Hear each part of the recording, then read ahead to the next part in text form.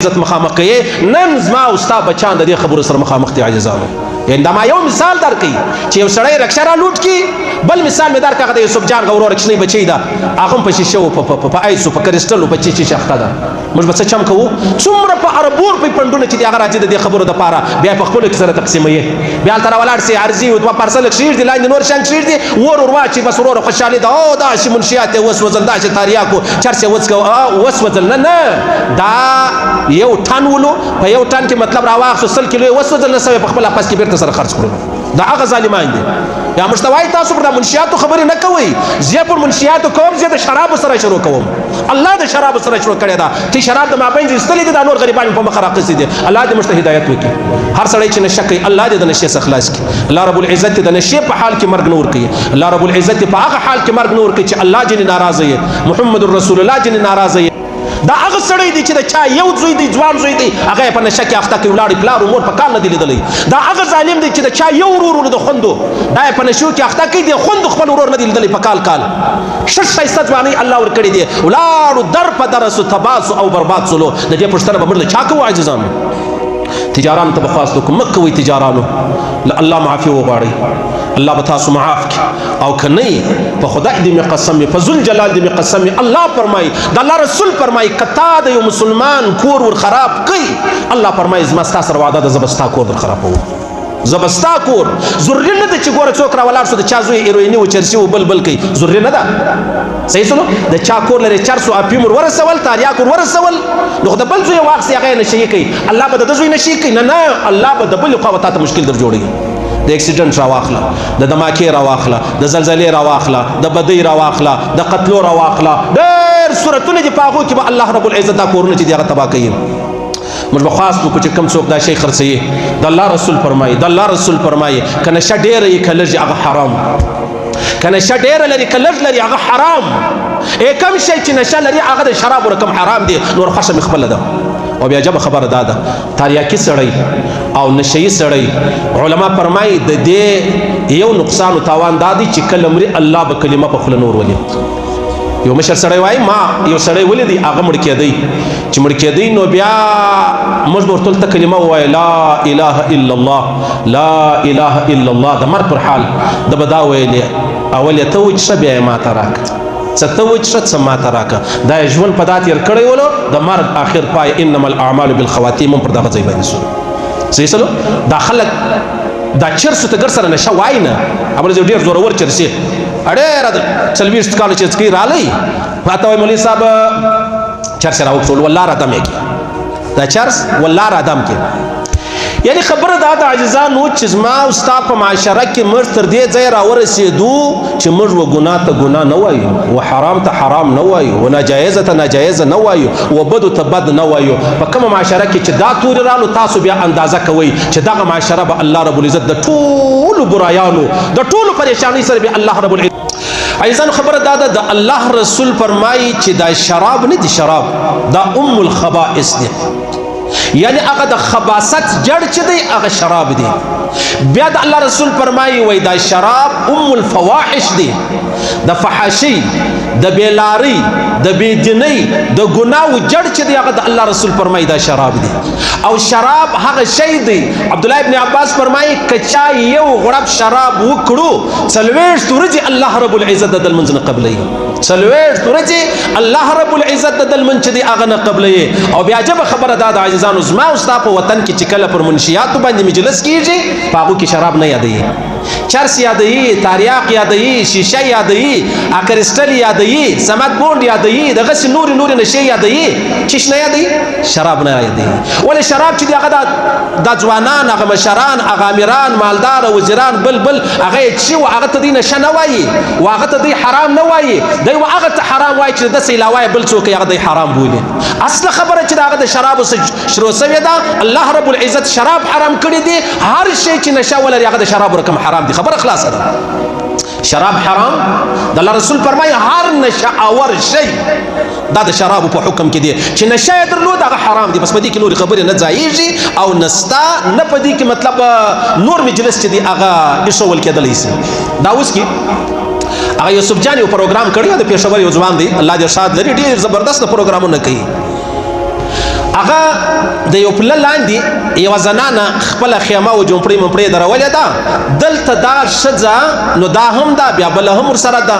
دا په نشو اخته ده اوس دا زنانه چې په نشو اخته ده د 2 کالو څخه تر دا پله لاندې اوسېدله یا اوسېږي نو اوس دا پروګرام والا ورلو چې موږ به کور درکو موږ به ځای درکو موږ به هسپتال ته بوځو موږ به ستا علاج وکړو دی ول نه هېڅ یو شی نه غواړم ستاسو د لاسه ماته راپېښه شوې ده ستاسو د لاسه ماته راپېښه شوې ده که دغه د نشې مواد ورک سي که دغه د نشې شیان ورک سي ولې به موږ پر دغه ځای باندې شپې ورځې تېرولی د 8 کالو لور ورسره د ولدام په شیشه باندې اخته ده د 8 کالو پښتنې جنې وکه ستا نوم ول زما نوم رمیسا ده رمیسا هغه د حضرت انس رضی الله تعالی عنه د عدي نوم دی د حضرت ابو طلحه رضی الله تعالی عنه د کوروالا نوم دی په هغه لوړو صحابیاتو کې ده دلته دا بچی د 8 کالو ده دا هم په شیشه باندې اخته ده د خپلې مور سره دا ګیله د چا څه وکړو موږ په چا پسې ولاړ شو د چا د کور دروازه موږ وټکو چې دا زما بچی په دې شیشه چا اخته کړله په دا نشه باندې چا اخته کړله دا ولي دا زموږ ژوند کومه خواته ولاړی دا تجاران به د قیامت په ورځ الله اکبر منم د چرسو د تریاکو کشت په دې وجه جایزه دی چې هغه د دوا سره تعلق لري په دوا کې استعمالیږي د دې څخه علاوه بیا نورې کومې خبرې دي په چیش کې استعمالیږي پښتانه خو هر یو ملا دی هغه وروره چرس دا په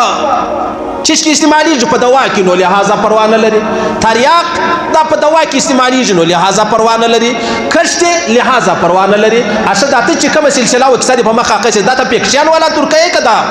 انسانانو ځوانانو زنانو جهان دې په تبا کوي صلى الله عليه وسلم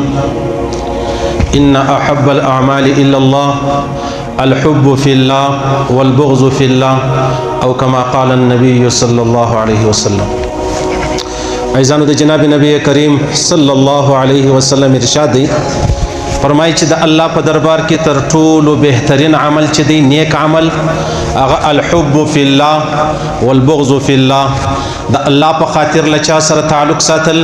د الله په خاطر د چا سره ښه مینه او محبت کول او د الله په خاطر له چا سره سلام بندول او د الله په خاطر د چا سره دشمنی کول دا خبره چې د هغه الله ته ډیر محبوبه ده یعنی د مسلمان سره مینه او محبت کول د الله په خاطر د اسلام د قرآن د ختم نبوت د الله او د رسول له دشمن سره دشمنی کول د الله په خاطر د اصل ایمان دی او دا ډیر لوی نیک عمل دی عزیزانو خبرې ډیرې دي او زموږ مجلس خاص کر ذمہوار مجلس غیر ذمہوار مجلس نه کوو او بیا د تړې خبرې هم نه کوو چې یاره پر تړای واورېدله رالی بیا له دې بیان او تقریر چې دی هغه جوړ کړي زما ډیر کوشش دا دی چې زه د خپل معاشرې چې کوم مطلب هغه رواجونه راواخله رسمونه راواخله غلطۍ راواخله ګناوې راواخله ظلمونه راواخله ناجایز راواخله بدې راواخله پر دې باندې غږېده هم غواړم او ویل هم غواړم چې ما ته هم د هغو خبرو ضرورت دی و تاسو ته هم د هغو خبرو ضرورت چې دی هغه سته عزیزان خبره دا ده چې زما استاد ځوانان عام طور په منشیاتو کې ډېر مبتلا دي زمر دا اوس عصر دا اوس زمانہ دا اوس ځوانان دا اوس الکان دا د منشیاتو په لت کې راغلي دي د منشیاتو په خرابۍ او تباهۍ کې راغلي دي دا نو ورکه خبره نه ده عزیزانو زموږ په دې وطن کې تقریبا 80 لکه کسان دا وخت شراب چرس عزیزانو خبره دا ده د الله رسول فرمایي چې دا شراب نه دي شراب دا الخبائث دي یعنی هغه د خباثت جړ چې دی هغه شراب دی بیا د الله رسول فرمایي وای دا شراب الفواحش دی د فحاشي د بیلاری د بيدینی د ګناو جړ چې دی هغه د الله رسول فرمایي دا شراب دی او شراب هغه شی دی عبد الله ابن عباس فرمایي کچا یو غړپ شراب وکړو څلوېښت ورځې الله رب العزت د منځ نه قبلې څلوېښت ورځې الله رب العزت د منځ دی هغه نه قبلې او بیا جب خبره دا د عزیزانو زما او ستا په وطن کې چې کله پر منشیاتو باندې مجلس کیږي په هغو کې شراب نه یادوي چرس یادوي، تاریاق یادوي، شیشه یادوي، اکرسټل یادوي، سمت بوند یادوي، دغسې نورې نشې یادوي، چیش نه یادوي؟ شراب نه یادوي. ولې شراب چې دی هغه دا ځوانان، هغه مشران، هغه امیران، مالدار، وزیران، بل هغه یې څښي و هغه ته دوی نشه نه وایي و هغه ته دوی حرام نه وایي، دوی و هغه ته حرام وایي چې داسې علاوه بل څوک هغه دوی حرام بولي. اصله خبره چې د هغه د شرابو شروع سوې ده، الله رب العزت شراب حرام کړی دی. هر شی چې نشه ولري هغه د شرابو رقم حرام دی. خبره خلاصه ده. شراب حرام، د الله رسول فرمایي هر نشه اور شی دا د شرابو په حکم کې دی چې نشه یې درلود هغه حرام دی. بس په دې کې نورې خبرې نه ځایږي او نستا نه په دې کې مطلب نور مجلس چې دی هغه ایښول کېدلی شي. دا اوس کې هغه یوسف جان یو پروګرام کړی د پېښور یو ځوان دی، الله دې ارشاد لري، ډېر زبردست پروګرامونه کوي. هغه د یو پله لاندې یوه زنانه خپله خیمه و جومپړې ممپړې درولې ده، دلته دا ښځه نو دا هم ده، بیا بله هم ورسره ده، دا په نشو اخته ده. اوس دا زنانه چې په نشو اخته ده د 2 کالو څخه تر دا پله لاندې اوسېدله یا اوسېږي. نو اوس دا پروګرام والا ورلو چې موږ به کور درکو، موږ به ځای درکو، موږ به هسپتال ته بوځو، موږ به ستا علاج وکړو. دی ول نه، هېڅ یو شی نه غواړم، ستاسو د لاسه ماته راپېښه شوې ده، ستاسو د لاسه ماته راپېښه شوې ده. که دغه د نشې مواد ورک سي، که دغه د نشې شیان ورک سي، ولې به موږ پر دغه ځای باندې شپې ورځې تېرولی؟ د 7 کالو لور ورسره د ولدان په شیشه باندې اخته ده. د 7 کالو پښتنې جنې وکه ستا نوم ول زما نوم رمیسا ده. رمیسا هغه د حضرت انس رضی الله تعالی عنه د عدي نوم دی، د حضرت ابو طلحه رضی الله تعالی عنه د کوروالا نوم دی. په هغه لوړو صحابیاتو کې ده. دلته دا بچی د 7 کالو ده، دا هم په شیشه باندې اخته ده د خپلې مور سره. دا ګیله د چا څه وکړو؟ موږ په چا پسې ولاړ شو؟ د چا د کور دروازه موږ وټکو چې دا زما بچی په دې شیشه چا اخته کړله، په دا نشه باندې چا اخته کړله؟ دا ولې دا زموږ ژوند کومه خوا ته ولاړی؟ دا تجاران به د قیامت پر ورځ الله اکبر منم د چرس د تریاکو کشت په دې وجه جایزه دی چې هغه د دوا سره تعلق لري، په دوا کې استعمالیږي. د دې څخه علاوه بیا نورې کومې خبرې دي او په چیش کې استعمالیږي. پښتانه خو هر یو ملا دی، هغه وایي وروره چرس دا په چیش کې استعمالیږي، په دوا کې نو لحاظه پروا نه لري. تریاک دا په دوا کې استعمالیږي نو لحاظه پروا نه لري. کشت لحاظه پروا نه لري. اشه دا ته چې کومه سلسله او اقتصادي په مخه قصې دا ته پکشان ولا ترکیه کدا انسانانو، ځوانانو، زنانو او جهان دې په تباہ کوي. څونه ستړې خبره ده. دا تجاران به د قیامت په ورځ د ډېر لوی سوال سره مخامخ شي. التجار یحشرون یوم القیامة فجارا. دا تجاران به د الله رسول فرمایي د قیامت په ورځ په بدو خلکو کې راپورته کېږي. ها که بیا صادق و رښتین و تقوادار و صفا کاروبار یې کوي، هغه خبره بیا بیله ده. نن دلته دا زنانه په دغه نشه کې راغلې ده، په شیشه کې راغلې ده، په پاپیونو کې راغلې ده. دا قصور د چا دی؟ دا کوچنی بچی په دا مصیبت کې مبتلا شو، د 7 کالو بچی. د دې پوښتنه بله چا کول کېږي؟ ته ځانو ته تجاران وایاست، بیا راولاړ شي د دغه تجارت زکات هم ورکوې او الله ناراضه کېږي. نو الله خو په نشه ناراضه کېږي، ته د نشې شیان ولې خرڅوې؟ ولې د خلکو کورونه ورخرابوې؟ ورې دا زموږ خلک نه دي، دا نیمه دین کوي، دا نیمه اسلام کوي، دا نیمه مسلماني کوي، زکات ورکوي، دا باندې د ایمان دی. او بیا د نشې شیان خرڅوي، نو دا ایمان دی بیا چیرې دی؟ دا ستا د نشې د وجې څو کورونه تباه شوي دي. څومره زنانې موږ له راشي چې مولوي صاحب زما خاوند ښه سړی و، کاروباري سړی و، په نشو کې رالی ولاړی، اوس ورک دی، په 3 کاله مې هم نه دی لیدلی. زه څه چم وکړمه؟ بچیان یې هم راپاته دي، کور ته هم روزګار نشته. زما دپاره د طلاق مسله جوړېږي که نه جوړېږي؟ تاسو ما ته جواب راکړئ، زه د دې خلکو څه جواب وکړم؟ یوه خور یوه لور هغه راځي دا وایي چې زما خاوند ما په کال نه دی لیدلی، ما په 2 په 3 نه دی لیدلی، په نشو کې اخته شوی دی. زما دپاره څه کول پکار دي؟ اوس د چا و خور ته چې دا مسله پیښه شي، د چا و لور ته چې دا مسله راورسېده، بیا د سر په خلاصېږي چې او وای د چا ورور په دا مشکل کې رالی، د چا زوی رالی، بیا د سر خلاصېږي چې الله اکبر زه و څه وکړم؟ دا تجاران ستا څه خیال؟ دا په تبلیغ الله بخشي، دا په جهاد الله بخشي، دا په حج او په عمرو الله بخشي، دا لوړې منارې مسجدانو تور کړي دي په دې الله بخشي؟ قطعا نه بخشي. تا د مسلمانانو کور خراب کړی دی، تا د مسلمانانو کور ته دا ضرر دا زهر تا ورسول. او بیا جب خبره دا د عزیزانو دا زموږ دوی وټلان دي، پر وټلانو باندې علیحده چلمان پراته دي، په هغه کې هغه د چیز ذایقه ده د چیز ذایقه ده د چیز ذایقه ده حالانکه هغه ټول کیمیکل دي دا زموږ ځوانان ولاړ شي بیا چې 2 روپۍ خدای ورکړي یو کوچنی موټر ورکړي آیفون ورکړي بیا هلته ناست بیا هر یو چلم څکوي ورور هغه د دوی هغه دوبۍ والای مزرعې بولي او زموږ هغې فارم هاوسونه بولي هلته پراته دي چلمان وارې یو راکش کړي بیا بل راکش کړي عجبه خبره دا ده دغه چلمان چې سړی څکوي په ظاهر مطلب هغه د سومپ راواخله دغسې مطلب بله ذایقه راواخله د هغه خوند دی په اصل حقیقت کې ډاکټران وایي چې 18 سګرېټه سړی وڅکوي څو تاوان یې دی دلته دا یو واره چلم څکول چې هر ذایقه یې ده د هغه تاوان ورباندې زیات دی دا هغه تاوان ورباندې زیات دی دا موږ به ګر سره څه کوو عزیزانو موږ به ګر سره څه کوو یعنې دا زما استاد ځوانان کومه خواته ولاړو حکومت خو ولاړې در په دره دی د حکومت د لاسه وما او تا ته راپېښه ده چا په کور کې چې دا مشکل دی دا د دغه حکومت د لاسه دی ولې وجه دا ده چې وینې وایي وروره ورته وایي چرس راپرېږده تا ته اجازه ده زه په مخه درشه او یا نه پرېږدم زه کیس کوم بیا ولاړ شي کیس وکړي په کیس کې یو کال بعد بیرته رابري شي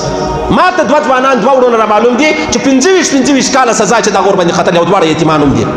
25 کاله پلار هم نه لري مشر ورور هم نه لري 2 وروڼه دي وروره د ماښامه پرې ځان هډپتي و کرپتي و کروړپتي جوړوئ لکپتي جوړوئ ولاړې 25 کاله به اوس په دا جیل کې تېروي خو چونکې غریبان دي که غریبان نه وای ژر به رایله سوي وای دا تجاران الله دې هدایت ورته وکړي الله دې زموږ تجارانو ته هدایت وکړي تجارانو مه کوئ د خدای دپاره مه کوئ د بل کور مه تباه کوه الله به ستا کور له دا اور راورسوي الله به ستا کور در تباه کړي اول کراچي پر ایرپورټ ناست وم بیا هغه نارکوټکس والا کې و ځوان پښتون یوسف نومېدی هغه بیا مجلس بانډار مې سره وکړي ولمولي صاحب بله ورځ موږ یو رکشه ونیوله دا رکشه چې دا هغه ډېره مطلب لوټ کړې وله چرس ډېر پکې پټ کړي ولو بیا یې خپله کوروالا او خپلې 2 درې کوچنۍ لوڼې دي او بچی دای را روان کړی دي موږ خو اطلاع وله کرا مې رکشه ونیوله چې ومې نیوله چې سره ومې کتله راومې کتله په هغه کې خو نو چرس پراته ولو دلته دا کوچنیان د رښتیاو نه دي په خبر د رښتیاو کوروالا هم نه ده په خبره هغه چې دا شیان ولیدل دا کوچنۍ لور و دا پلار ته ویلې ول بابا دا دې په موږ څه فساد وکړي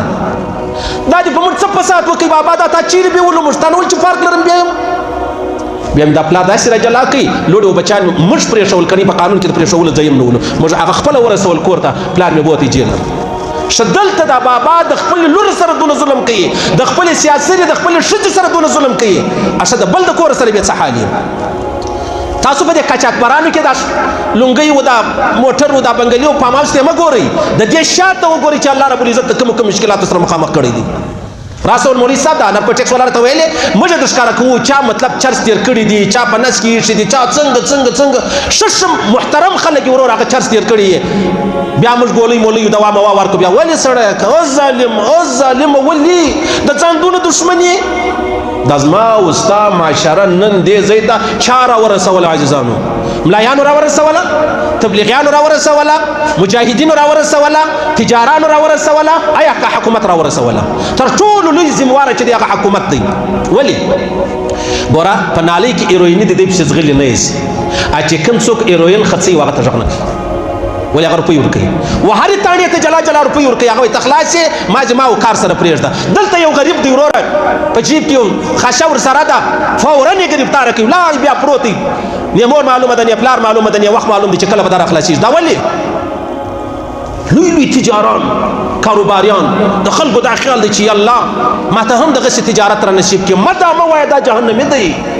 دا هغه سړی دی چې د چا یو زوی دی ځوان زوی دی هغه یې په نشه کې اخته کوي ولاړې پلار مور په کال نه دی لیدلی دا هغه ظالم دی چې د چا یو ورور د خوندو دا یې په نشو کې اخته کوي د خوندو خپل ورور نه دی لیدلی په کال ښه ښایسته ځوانۍ الله ورکړې دی ولاړو در په در سو تباه سو او برباد سولو د دې پوښتنه به موږ له چا کوو عزیزانو تجارانو ته به خواست وکړو مه کوئ تجارانو له الله معافي وغواړئ الله به تاسو معاف کړي او که نه په خدای دې مې قسم وي په ذوالجلال دې مې قسم وي الله فرمایي د الله رسول فرمایي که تا د یو مسلمان کور ور خراب کوي الله فرمایي زما ستا سره وعده ده زه به ستا کور در خرابوم زه به ستا کور ضروري نه ده چې ګوره څوک راولاړ شو د چا زوی ایرویني و چرسي و بل کوي ضروري نه ده صحیح سلو د چا کور لري چرس و افیون ور ورسول تاریاک ور ورسول نو د بل زوی واخلي هغه نشي کوي الله به د زوی نشي کوي نه الله به د بل خوا ته مشکل در جوړي د اکسیډنټ راواخله د دماکې راواخله د زلزلې راواخله د بدۍ راواخله د قتلو راواخله ډېر صورتونه دي په هغو کې به الله رب العزت دا کورونه چې دي هغه تباه کوي موږ به خاص وکړو چې کوم څوک دا شی خرڅوي د الله رسول فرمایي د الله رسول فرمایي که نشه ډېره یي که لږ هغه حرام که نشه ډېره لري که لږ لري هغه حرام کوم شی چې نشه لري هغه د شرابو رقم حرام دی نور خوښه مې خپله ده او بیا جبه خبره دا ده تاریاکي سړی او نشهیي سړی علما فرمایي د دې یو نقصان و تاوان دا دی چې کله مري الله به کلمه په خوله نور ولي یو مشر سړی وایي ما یو سړی ولیدی هغه مړ کېدی چې مړ کېدی نو بیا موږ به ورته هلته کلمه ووایه لا اله الا الله لا اله الا الله د مرګ پر حال ده به دا ویلې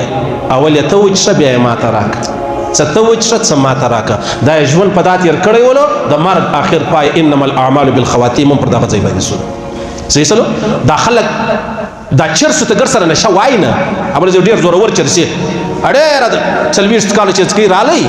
ما ته وایي مولوي صاحب چرس را وکړل والله را دم یې دا چرس والله را دم کې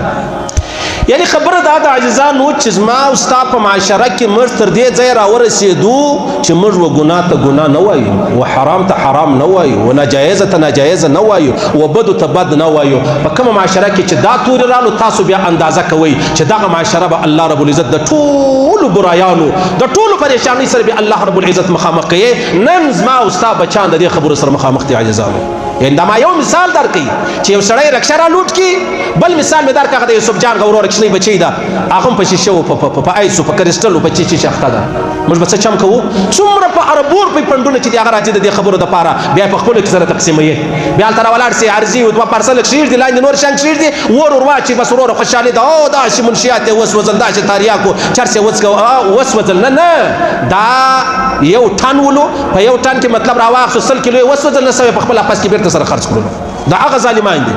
یا مشتوای تاسو پر منشیاتو خبرې نه کوئ زه پر منشیاتو کوم زه د شراب سره شروع کوم الله د شراب سره شروع کړی دا چې شراب د مابین دي استلې دي د نور غریبانو په مخ راقصي دي الله دې مشته هدایت وکړي هر سړی چې نشه کوي الله دې د نشه څخه خلاص کړي الله رب العزت د نشه په حال کې مرګ نور کوي الله رب العزت په هغه حال کې مرګ نور کوي چې الله جن ناراضه وي محمد رسول الله جن ناراضه وي او کلمه چې د هغه جن ناراضه وي دا به خبره درته وکړه دویمه خبره دا د عاجزانو زموږ په دې اوس سنۍ شپو کې څه داسې پریشانۍ جوړې سوي دي چې هغه تقریبا موږ نه وي اورېدلي زما یو ملګری دی ډېر محترم ملګری دی د هغه کور لره په نیمه شپه 10 غله رالو پر دیوالو ور واوښتل بیا ورلو دا کور یې ټول لوټ کړ بیا بل زما ډېر ښه محترم ملګری دی پریشان ډېر خیر د شپې خو زموږ کره داسې غله رالو څنګه غله رالو 10 کسان رالو 8 کسان رالو زنان هم ورسره وله ټول کور چې دی هغه یې لوټ کړ دا ولي دا به څه چم کوو نو دا دونه سیکورټي دا دونه پولیس دا دونه فوج دا دونه لیویز دا دونه مطلب هغه اف سی بل دا ولي نو د دې موږ څه چم وکړو موږ ته د حکومت جواب راکړي د دې خبرې ما ته په خپل کور کې د اصلیې د ایښول اجازه شته یا نشته که زما کور له غل رالی ما ته د وژلو اجازه شته یا نشته که زما کره غل رالی زما کوروالا زما لور زما خور د هغه په غوږ باندې غوږوالی دی هغه جنې باسي زما لور و خور دا غوږ ورته نیولی دی ما ته اجازه شته چې دا سړی مردار کړمه یا نشته اشنو ته څه چم کوي ما ته خو اجازه نشته ته ما ته راورشه زه به بغاوت نه کوم زه به غداري نه کوم زه به د آیین خلاف قدم نه اخلم نه اخلم دا ستا پر ما حق دی د الله او د رسول پر ما حق دی د دین او د اسلام او د معاشرې پر ما باندې حق دی د انسانیت پر ما باندې حق دی اشا اته چې په عربو روپۍ د خپل وظیفې د خپل تنخواوي د خپل خبرې سره وړي نن د ازما د کور عزت چې به عزت سو د دې جواب ماته څوک راکوي یو سړی په کور کې بيدی د ملګری ما شام راته ویلې اپتا ولس ورځي وشول مولوي صاحب قسم په خدای کا ټول کور ګرځ په پریوز بیریږي ورې یو سړی راځي د چا د لور د غوږ سره د چا د ښځې بیا د بید ډېره معافي په پازه باندې یو میخک دی دا باسي ناولده سړی مرګ نه دی ښه تر دې چې خدای پاک موږ وژلي وای تر دې نه وښه دا چې دا ورځ په موږ باندې الله لیدله بیا راشي ټوله وتړي بل وتړه دا ولې نو موږ چاته د خپل فریاد وکړو موږ د چا د کور دروازه ور وټکوو ما ته جج وایي ما ته قانون وایي ته به قانون په لاس کې نه اخلې ټیک دی زه قانون په لاس کې نه اخلم چې نن ما ته دا پیښه وسوه ته چیرې ورک شولې 10 لکه به درڅخه غلا کړي 10 لکه به دا نور غلو ته ورکوي څه هغه غلي دي ستا کور نه در واوښتل څه هغه غلي دي چې ته ورلې پر یاد دې ورغلې چې زما کور له غله راغلي دي 10 لکه روپۍ ورکوئ بس ته موږ کار سره پرېږده قرار خبره زړېږي بیا په اخر کې سره پاتې شي دا څه چم وکړو دا په دا اوس یوه میاشته کې 8 کورونه ورغلي دي غټ غټ کورونه هغه لوړ دیوالونه چې جوړ کړي دي هغه سکیمونه راواخله په هغو کې دا مشکلات راغلی دي دا ملګري راته ویل مولوي صاحب ته نه شاشه مازې څو ورځې ټیم راکړه انشاءالله العزیز ځم دا وطن پرېږدم ما ولې پرېږدې هغه څه دونه بې عزتي تا لیدلې ده یو سړی به راځي زما ښځه به نسي لاسونه به ورنسي دا بل به غاړګۍ ځینې خلاصوي مرګ نه دی شته چې الله وجل وایي در دې خبرې مخکې ضروري ده که نه ده ضروري او دي مسلمانان په دې کې یو قادیانی نشته په دې کې یو عیسایي او یهودي نشته په دې کې یو نصراني نشته دا ټول زما او ستا د دې معاشرې خلک دي مشره یې دې ته راورسوله ما ته د چاکو اجازه نشته و تا ته د راکېټو د زکیل اجازه شته دا چا کړې ده د یوې روپۍ ملک دی د یوې روپۍ خان دی د یوې روپۍ نواب دی لس شل کسان به بشیر چا راکېټان راایستلي چا زکیلان راایستلي چا مشینان راایستلي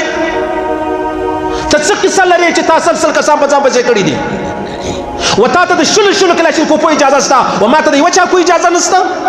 خلک به راځي زما کور ته به راوړي زه به هېڅ نه وایم دا حکومت ملامت دی عدالت ملامت دی د دې حکومت او عدالت به الله پوښتنه کوي ومشتې کلاشینکوف ومشتې اسلحه ومشتې توپکان ومشتې راکېټانو سکیلان چې د هغه رامخته کو تی قبایل یاست که وایستې تی قبایل یاست بس و تی اجازه ده زه قبایل یم نو زه دې په تا خبرو دوکه کړلم دا زموږ خلک خو ډېر سبحان الله شیطان غریب اسي بدنامه دی والله ملګري راته ویلې ول زموږ ته خو نږدې قبایل شته نو مشینان لري راکېټان لري سکیلان لري باروت لري ګولۍ لري چې غواړي هر شی چې غواړي هغه یې در باندې خرڅوي د کومې خوا راغلي دي نو د مسجدانو مدرسو څه به ورکړي بل ځای خو نه چې موږ در یاد کړو خو یا به مسجد والا ورکړي دا مشین کله چې کوي یا به مدرسې والا نو بل شی خو نشته نو موږ هم دا خپلې خبرې منلو زما د مسجد ته به درکول سوي دا بل مسجد ته تی ګناهګاره نه یاست موږ ګناهګار یو نو د کومې خوا دا خبرې د سکوله رالي د کالج رالي د یونیورسټۍ رالي د سکولو د مدرسې سره رالي یا دا تا چې اجازې ورکړې ولې تا ورته ویلي و چې د دې علاقې ملک کې خانې بس ګرځه و تا ته د هرې خبرې اجازه شته نو د بلې صوبې څخه خلک راغلي و د دې څه مشین شی مې به یې غوښته نو خلک هغه قبایل خو نو در معلومېږي هلته ورغلي وو هغه مشین یې اخیست بیا ورته ویلی چې دا به نو زموږ هغه بلې صوبې ته یا اسلام آباد یا کراچي یا لاهور ته به څوک رارسوي هغه ورته ویلې دا کار په موږ ورسېدی موږ یې ته رسوو څنګه رارسوې اول موږ کار سره پرېږده چې ته کور ته رسېدلی نه یې چې ته مازې د کور دروازې ته ورسېد ټلیفون راوکړه و تا ته به خپل شی در ورسېږي اخیر ډوډۍ موډۍ ورباندې وخوړله یو چای مې بیا ورباندې کړي پښتانه خو ډېر غیرتمند دي مهمان نوازه دي غله د غلو زامن دوکهبازان چلبازان د جهان کورونه تباه کېدو والا خو دغه خلک دي اخیر ډوډۍ موډۍ چې وخوړول چې ته رسېږې ستا شی به تا ته ستا په دروازه کې میلاو شي خیر سړی روان شو چې روان شو نو یا به ماښام له رسېدلی یا به سهار له رسېدلی یا به غرمې له رسېدلی ټلیفون یې راوکړئ چې زه خو نو کور ته راورسېدم دا یم بس اوس ګیټ ته رسېږم شی راورسېد هغه و بلکل چې ته خپل کور ته ننوځې بس تا ته به سړی دا ستا شی چې دی هغه حواله کړي هغه دی ولاړو کور ته ټلیفون یې وکړئ سړی څنګه سولو هغه ورته داسې وکړه دا ستا د موټر لاندې وګوره چې وکتل دا مشین یې لاندې پر موټر تړلی پر سلنسر باندې ولای در ورسېدی اشه دا څوک کولی شي څونه استادان دي هغه ته ویلې دا شی په ما ورسېدی ته به نه یې رسېدلی شی به در رسېدلی چې کور ته ورسېدی ول د موټر لاندې دی وګوره هلته موږ تړلی دی ستا شی در ورسېدی ښه اوس څه کول پکار دی زما کور چې څوک را خرابوي یا ستا کور څوک در خرابوي یو شریف سړي دپاره دلته ژوند تېرېده ستا دا ملګري ویلې ول دا وطن پرېږده مال وطن مه پرېږده دا یو غم نه دی دا یو غم نه دی دا په سوو غمونه دي د یوه غمه سره به خامخا مخامخ کېږي خامخا به مخامخ کېږي دومره جدیده دنیا دومره دنیا ولاړه تر اسمانه ورسېدله نن هم پر هغه خبرې غل کور ته راواوړي بیا کور ودان د غلو بیا هم کور ودان مسلمانان دي نمازیان دي کلمه وایي هغه یې سپین ږیری هغه یو سپین سرې اجاڼۍ هغه یې نه ده تړلې هغه پر حاجي صاحب ته کښېنه راته کور مې ودان بیا مې هم کور ودان تر حکومت مې کور ودان تر حکومت مې شر سره وکړلو نو عزیزانو بغیر د آیت الکرسی به قطعا نه پرېوځو صحیح ده په دیوالو په کیمره دا کیمره والا کیمرې چې لګولې دا کیمرې هم ویوړې هغه ډویس چې کوم و هغه هم د ځان سره ویوړې چې بیا بل ځوانه وایي چې زموږ سره ریکارډینګ راسره ده صحیح ده نو بغیر د آیت کرسی به نه اوسېږو بغیر د اوداسه به نه اوسېږو چې هر څوک بې عزته سو هر چا بې عزته کوي هر ځای بې عزته کوي هر رقم یې بې عزته کوي هغه دغه وطن دی په دا کې به ما دا رقم کېږو الله دې زموږ وطن وساتي الله یا الله زموږ د وطن نور پر وطن رحم وکړي یا الله پر دې انسانانو رحم وکړي یا الله مو ډېر راضي یو په دې کور په دې وطن موږ راځي یا الله موږ ما اخلا موږ ګناګاران یو موږ بې لار یو موږ بې دین یو یا الله موږ بې لار یو بې دینۍ ته مه ګوره د خپل فضل او احسان په خاطر دا جونګړه دا جونپړۍ دا خیمه دا کور دا سپېره کور دا پر موږ باندې مه دروه یا الله ته د عافیت معامله راسره وکړه یا الله ته د احسان معامله راسره وکړه یا الله چې دا کومې برایانې زموږ په دې وطن کې دي یا الله په خپل فضل احسان باندې دا برایانې ختمې کړه او پیغمبر علیه السلام مبارک عجبه خبره کړې ده وایي تاسو حکومت ته شراوي مه کوئ بددعاوې مه کوئ ولې مه کوئ شراوي بددعاوې وایي دا شراوي بددعاوې حکومت ته ځکه مه کوه دا ستا د عمل د وجې الله دغسې حکمران درکړی دا ستاسو عمل دی دا زموږ عمل دی عزیزانو د خپل عمل راپېښه ده بیا و بل ته موږ شراوې کوو بل ته بددعاوې کوو الله دې اول موږ سړي کړي الله دې اول موږ انسانان کړي الله دې اول موږ ته هدایت وکړي پس لا هغه دې الله رب العزت پر دغه نور وطن باندې ورحمېږي پر نورو مسلمانانو پر نورو وطنوالانو باندې دې الله رب العزت ورحمېږي الله دې د بې عزتۍ وساتي الله دې د داسې حاله وساتي چې د چا کور موږ خرابوو الله دې د داسې حاله وساتي چې بل څوک راشي زما او ستا کور را خرابوي یا زما او ستا لور یا زما او ستا خور یا زما او ستا ادې یا زما او ستا سپین ږیری بابا دا را بې عزته کوي الله دې وساتي یا الله که دا مشکل راځي د هغه څه مخکې موږ ته د کلمې او د عزت مرګ راکړه دا مې خوښ دي تر دې چې یو سړی ما بې عزته کوي ما ذلیله کوي او ما خواروي بله خبره دا د عزیزانو ما درته وویل زه هغه مجلس کومه هغه خبرې کومه چې هغه زموږ د وطن سره ډېر تعلق لري او ما او تا هغه خبرو ته مخامخ یو عزیزانو د جاهلیت یوه لویه خبره به درته وکړم جاهلیت دا معنا چې د پیغمبر علیه السلام مبارک زمانه لا نه ورغلې یا پیغمبر علیه السلام مبارک ته الله نبوت نه ورکړی دغه چې کومه زمانه وه دا ډېره د ګناهو ډکه زمانه وله سخته د ګناهو ډکه حتی داسې هم وله چې به د چا پلار مړ سو د چا به پلار مړ سو بیا به دغه زوی را ولاړ سو په منډه بیا تر موره ځان را ورسوي پر دغه مور یا پر دغه کونډه پر دغه زنانه چې به هر چا پړونی واچوي پټو واچوي دا به دغه وه که به ورور اول را ورسېدی دغه ښځه به د ورور سوله که به زوی را ورسېدی دا به د زوی سوله که به پلار را ورسېدی دا به د پلار سو بیا به دغه کور والا وه دا د جاهلیت رسم و بل لوی رسم چې دی هغه د جاهلیت دا و عزیزانو چې یوه سړي په ګناه وکړله سزا یې بل ته میلاوېدله مثلا 5 ورونه دي په دې 5 ورونو کې یوه قتل وکړي بیا به هغه خلک را ولاړ سو دا نور 4 ورونه بیا وروژل نور 4 ورونه بیا وروژل یا به داسې پېښه شوله چې د چا زوی به مړی کړی و پلار بیا ورواژوي د چا پلار به مړی کړی و زوی بیا ورواژوي صحیح سلوک د چا غلام به مړی کړی و آزاد بیا ورواژوي د چا به یو مړی سوی و دی به 10 مړي پکې کول په خدای قسم بالکل د هغه پښتانه نه دا و چې کومه سلسله روانه ده کومه سلسله د بدۍ روانه ده دا خبره ده دا په هغه جاهلیت کې دا په هغه کفر کې دا مسله و نن هم دا مسله ده پیغمبر علیه الصلاة والسلام د حجة الوداع په کال وفرمایل هېڅ یو ورور د بل ورور په جرم کې نیول کېدلی نشي هېڅ یو زوی چې دی هغه د پلار په جرم کې نیول کېدلی نشي هېڅ یو پلار چې دی هغه د زوی په جرم کې نیول کېدل نشته نن زما او ستا په دې معاشره کې ستا پر یو چا پیسې باندې دی نیت کوي ورسه د هغه خاندان د هغه قوم د هغه قبیلې بس را وګرځوه موټر را وګرځوه لارې را وګرځوه د هغه قبیلې 2-3 کسان ونیسه د ځانه سره یې بوځه څه کیسه ده ستی پر فلاني سړي زما روپۍ باندې دي نو پر هغه دې باندې دي نو زه څه چم وکړمه ویا نو خو ستی د قوم دی نو د قوم خو 2 کسان نه دي نو دا خو په لکو دي د ټولو سزا ما ته راکوې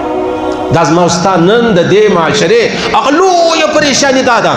یو ورور مړی کړی دی 10 ورونه نور دي هغه ورسره ملوث نه دي په خبر نه دي ورسره نه دي هغه مرک دي ولې زما ورور مړی کړی یاره خدا مکه خدا الله دې هر مسلمان وساتي ورور مړی وکړي د بل ورور سره څه تعلق لري زوی مړی وکړي د پلار سره څه تعلق لري او پلار مړی وکړي د زوی سره څه تعلق لري ها که زوی پلار سره یو ولو که ورور سره یو بیا خو معلومه خبره ده که ورور په خبر نه و د بل ورته ولې سزا میلاویږي زما استاد مشره نه ګناه ورور کړی ده بدکاری یې کړې ده د چا لور یې بیولې ده د چا خور یې بیولې ده بیا چې کله مطلب تصفیه کول کېږي هغه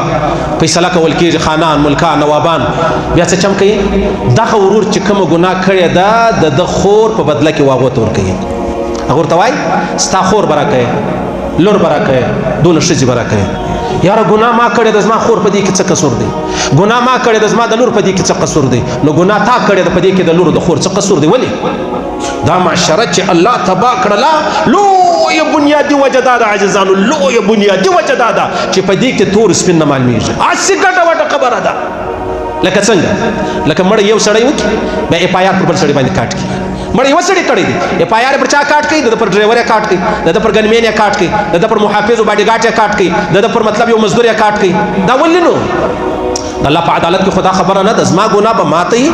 زما د ورور د زوی ګناه به هغه ته ستا ګناه به وتا ته ستا د ورور د بابا ګناه به هغه ته نن زما او ستا په دې وطن کې دا مسله مشترا پیښه ده دې مسلې مشتبا کړو موږ برباد کړو هیڅ کله د دویم دریم نواب ملک خان په فیصله کې د چا لور چاته نور کوي د چا خور به نور کوي قطعا به نور کوي ولاد دې د ورور سر دې ولاد دې د زوی سر دې پکې ولاد سي لیکن خوندې به نه پکې ور کوي دا لور خور به ورته نور اچي نن موږ د خپل لور خور دا ډال جوړ کړی دا ګناه به زکه و سزا به زما لور خور تر کول کیږي دا خو په کوپر کې هم نشته دغه شي عزیزان دا اړتالونه راواخلي اړتال والا ته وایو چې تاسو لارې بندې کړې دي زه په دې غم سره شریک یم که داندلي سوی ده که ظلم سوی دی که مطلب ناجایزه سوی ده دا مرد سره شریکان په دغه مظلومیت کې اشه لارې بندې دي دا لاره چې تا بنده کړې د پړتال کې دا ته اوس څه چم کوې د دې سزا ته چاته ورکوې غلط کار حکومت کړی دی سزا یې ماته ولې راکوې دا کراچي و پټ په روډ باندې اړتال ولو 3 ورځې یو بس ولاړو 3 ورځې زنان بچان انسانان نه خوراک نه څښاک اشه نو ولې نو اشه بالفرض ټیک شو اړتال وسلو ستا مسله حل شوه یا نه د حل شوې نو تا چې دا مسلمانان وځورول هغه څنګه شو دا مسلمانان چې تا وځورول هغه پښتنه به د چا څه کېږي حکومت وایي زیات ما څه کار دی اټال والا وایي زه خو مجبور یم زه څه وکړم ما سره ظلم شوی دی ای سړی ظلم په هغه کور کې در څه شوی دی بدلا یې په دا بل کور کې اخلي یوه زنانه چې د بچي مسله وه د ډیلیوري کیس یې و په اټال کې پساو اجازه نشته بالکل نشته هغه په دغه موټر کې مړه شول زه په مخه مې زه اسلام غواړي پښتونوالي غواړي هر شی چې غواړي دا لور په موټر کې مړه شوله دا چا مړه کړله که اسلام والا وای دا ما کړی ده جواب لري که پښتانه وای دا ما کړی ده جواب لري او جواب وس حکومت ته وکړه په قبر کې به د دې پښتنه لتا کیږي ولې ظلم کوي ولې ناجایز کوي ولې د خلکو کورونه خرابوي ولې تور سپین در معلومیږي ای ظالمانو اړتال وکړه احتجاج وکړه د جمهوریت خدا غدن ددنو وېکا لیکن دلته د خلکو کورونو خرابول درې ورځې یو بس ملار دی په دې کې کښنای ماشوم دی د 40 ورځو په دې کې کښنای ماشوم دی د یو د 2 کالو ظالم ته نه خبر چې یورپی دنیا ورسې کښنای سپای دی د کښنای کوتري بیا د دې ما په یو غاره کې پساوي په یو نالي کې پساوي علایده جازونه راولې د کښنای کوتري را باسي ته څه چمکه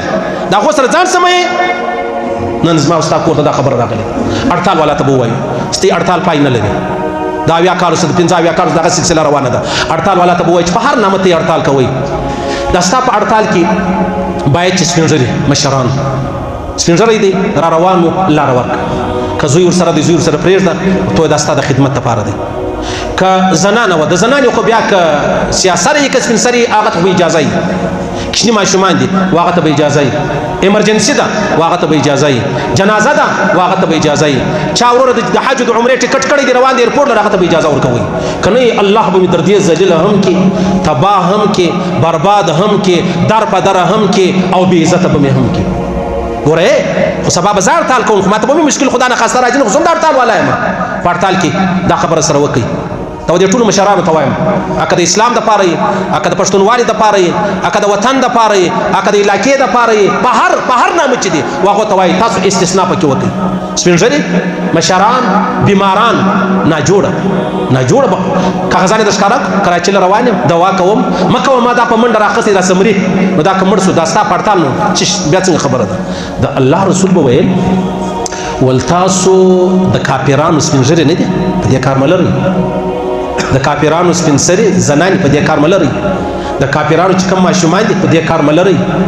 صحیح سلو او د دې چې کوم مذهبي مشران دي په دې کار ملري دا د الله رسول فرمایي او ته وایې ما ایمان دي د الله پر رسول چې ایمان دي نو ستا ایمان چیرې ولاړی یوه زنانه به د بچي مسله یې نن میاشتې بې خوارۍ ایستلې سبا به ستا د 2 روپۍ دپاره په اړتال کې دا پساوي بیا په هغه کې مري نو دا چې ستا لور خدا نه خواسته ستا خور ستا ادې ستا ورېنداره هغه په دا مشکل کې راشي بیا څه چم کوي و د هغه اسلام تشکنځا نه کوي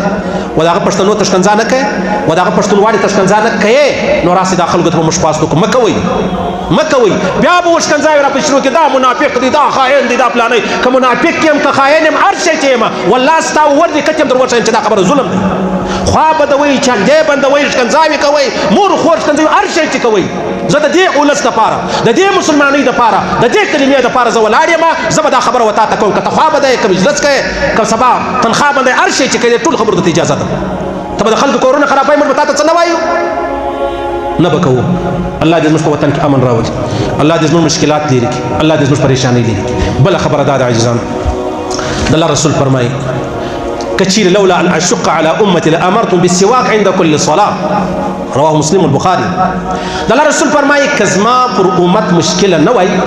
سخته نه وای ګرانه نه وای ما به امر کړی وای چې وهر لمانځه ته یا علما فرمایي د لمانځه څه مراد اودس دی وهر اوداسه ته په هر اوداسه کې به تاسو مسواک چې دی هغه واخلئ مسواک دا د پیغمبر علیه السلام ډېر لوی سنت دی السواک مطهرة للفم ومرضاة للرب د خولې پاکي ده او د الله رضا ده پیغمبر علیه الصلاة والسلام مبارک فرمایي چې کله هم ما له جبریل امین علیه الصلاة والسلام راغلی دی ما ته د هغه ویل چې مسواک مسواک مسواک بغیر د مسواکه جبریل امین علیه السلام نه دی تللی ما ته دومره تاکید کوي د مسواک او نن موږ مسواک نه پیژنو ملایان طالبان څه دعوت والا څه سپین ږیري مشران د مسواک سره تعلق لري نور جهان تعلق نه لري هغه وایي مسواک د ټوټ پیسټ ده منن پیسټ هم ښه خبره ده ډېره ښه خبره ده خو لیکن مسواک د محمد رسول الله مبارک سنت دی پیغمبر علیه الصلاة والسلام فرمایي که چا یو لمونځ وکړي مسواک یې نو پکې وهلی دا یو او که چا مسواک وهلی و بیا مطلب لمونځ وکړي الله رسول فرمایي دا ستا لمونځ یو په اویا دی اویا واره لمونځ وکړه څو ثواب دی یو واره لمونځ وکړه څو ثواب دی یو مسواک چې ما ورته ووهو هغه مسواک بیا نارینه دي که زنانې دي پروا نه لري د زنانو دپاره هغه نرم مسواک حتی عایشې صدیقې رضی الله تعالی عنها هم مسواک درلود مسواک به واغی عایشه صدیقې چا پوښتنه وکړه چې پیغمبر صلی مبارک په کور ته راغلی څه شی کول اول به مسواک وهه اول مسواک او بیا چې پیغمبر علیه الصلاة والسلام مبارک د خوب راپورته سو د شپې څه به کول اول مسواک وهي د ورځې به اول د خوب راپورته سو څه به کول مسواک به وهي او دا مسواک نو ولې نو څه کیږي علما فرمایي کم سړی چې تریاکي دی نشهیي دی چرسي دی ایرویني دی شرابي دی دا چې کله مري الله به د دې نشې د وجې په خوله کلمه نه ورولي او د مسواک څو فایدې دي په هغو فایدو کې یوه دا ده الله رب العزت چې کله دی مري الله په خوله کلمه ورولي مسواک به وهو انشاءالله پیدا یې کړي مسواک بس په یو دوی پنځه ورځې کې اثر وهئ بیا یې تازه کوئ هغه زاړه مسواکونه نه هغه په جیبو کې چې ما اچولي خوله راغله پکې به راشي صحیح سلو تازه مسواک چې څومره ثواب دی د غومره فایدې دي د غومره ګټې دي او نیت دا دی چې د محمد رسول الله مبارک طریقه ده او د محمد رسول الله مبارک په طریقو کې زما استاد لپاره نجات دی په دنیا کې هم په قبر کې هم د حشرګاه پر میدان هم الله رب العزت ویل اوریدل قبول منظور وګرځي الله دې خپل احکامات د جناب نبی کریم مبارک صلی الله علیه وسلم طریقې را نصیب کړي الله دې د بدمرغۍ وساتي الله دې د بدقسمتۍ وساتي الله دې موږ ته هغه طریقې را نصیب کړي چې هغه د محمد رسول الله دی د هغه رواجو دي الله موږ وساتي د الله رسول وخت خلک ولیدل د جاهلیت پر لار باندې روان ولو رواجو او رسمي خبره د الله رسول فرمایي زړه می غواړي د ابن ماجه حدیث دی مشکات را نقل کړی دی زړه می غواړي چې بد دعا د توکل چې یا سپیان سي یا خنجران سي یا بزوګیان سي رواجونه مکوي د جاهلیت خبره ول پرېږدي بس په مرد الله رب العزت رواجونه نه کوي الله دې موږ ته سنت را نصیب کړي د پیغمبر علیه السلام طریقې را نصیب کړي الله رب العزت موږ قریبان عزیزان ټول عالم انسانیت ته پر دغه تور مرګ ورکړي چې مرو دا وای لا اله الا الله محمد رسول